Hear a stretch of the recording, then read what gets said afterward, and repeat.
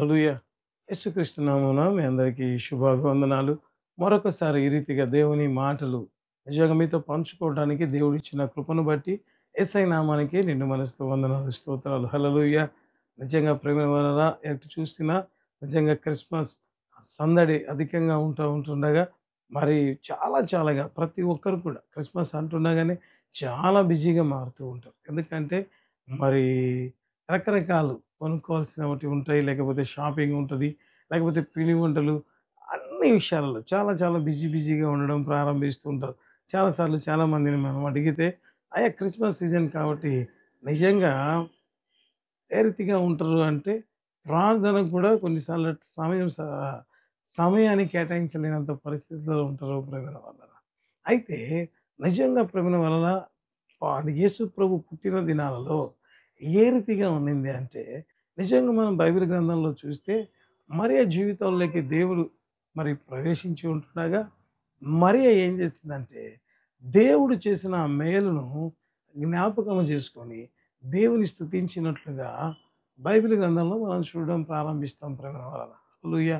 అంటే దేవుడు తన నిజంగా ఏమంటది, దేవుడు బైబిల్ గ్రంథంలో రాయబడింది కదా! లూకా సువార్త 1:47 ఏమంటది కదా!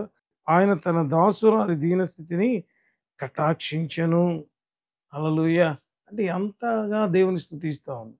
అనేక సార్లు నిజంగా మనం ఒక రకంగా డిసెంబర్‌లో ఉన్నామంటే, సంవత్సరపు అంతంలో కూడా ఉంటున్నాం కదా! దేవుడు చేసిన మేళ్ళను జ్ఞాపకం చేసుకొని, నిజంగా అసాధారణమైన కార్యాలు దేవుడు నిజంగా మన జీవితంలో జరిగించుంటాడు. వాటన్నిటిని జ్ఞాపకం చేసుకొని, మనము దేవుని స్తుతించే వారిగా ఉండాలి. కృతజ్ఞతాస్తుతులు చెల్లించే వారిగా ఉండాలి ప్రేమలోన.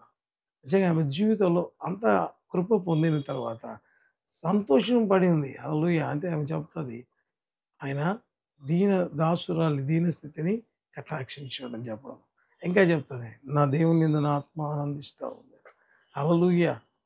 అంటే తాము పొందిన మేలును బట్టి ఆమె స్తుతించడం ప్రారంభించింది.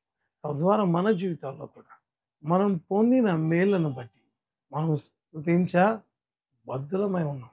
అంత నిజంగా ప్రేమైన వాళ్ళ ఎంత కృప అంటే నిజంగా మాటల్లో చెప్పదు.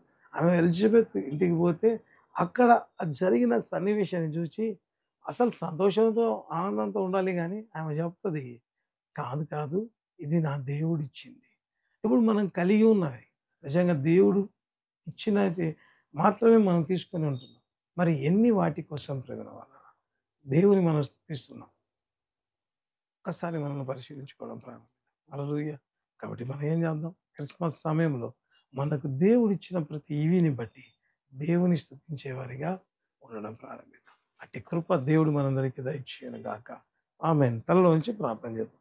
ప్రేమగల తండ్రి, కృపగలిగిన ప్రభువా, జీవం గల నాయన, జీవాధిపతి, బంగారు పాదాలకు వందనాలు, స్తోత్రాలు నాయన.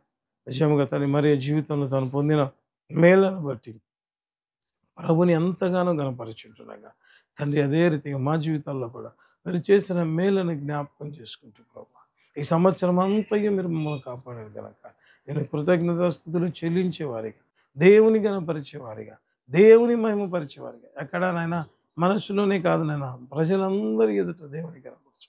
మరియ ఏ రీతిగా ఎలిజబెత్ ముందు దేవుని గనపరిచి తండ్రి దేవుని ఆరాధించిందో అదే రీతిగా నీ మాట తండ్రి నేను గనపరిచి కృపచిత్తమేమో అందరినీ నింపి మీరు మహిమ పొందాలి. కార్యక్రమం చూస్తున్న ప్రతి బిడ్డను పేరున ఆశీర్వదించి దీవించండి. ఎవరైతే ఆశీర్వాదాల కోసం ఎదురు చూస్తూ నాయన తండ్రి ప్రార్థనలో ఏకీభవిస్తున్నారు, వారిని మీరే దర్శించండి నాయన. మీరెవరిని దర్శించండి నాయన. అయ్యా మీరెవరిని దర్శించండి నాయన. వారు ఎదురు చూస్తున్న దీవెనలు ఆశీర్వాదాలతో నింపండి ప్రభా. నా దేవుడు ఎంతైనా నమ్మదగిన దేవుడు. మాట తప్పుటకు ఆయన నరుడు కాదు గనుక నీకు వందనాలు, స్తోత్రాలు చెల్లించుకుంటున్నాను. సంపూర్ణమైన నీ కృప కలిగిన కారణం వారు ఎదురు చూస్తున్న దీవెన ఆశీర్వాద సమృద్ధిగా నింపి మహిమ ఘనత ప్రభావములు కేవలం మీరు మాత్రమే పొందబడి యేసయ్యా నీకే వందనాలు.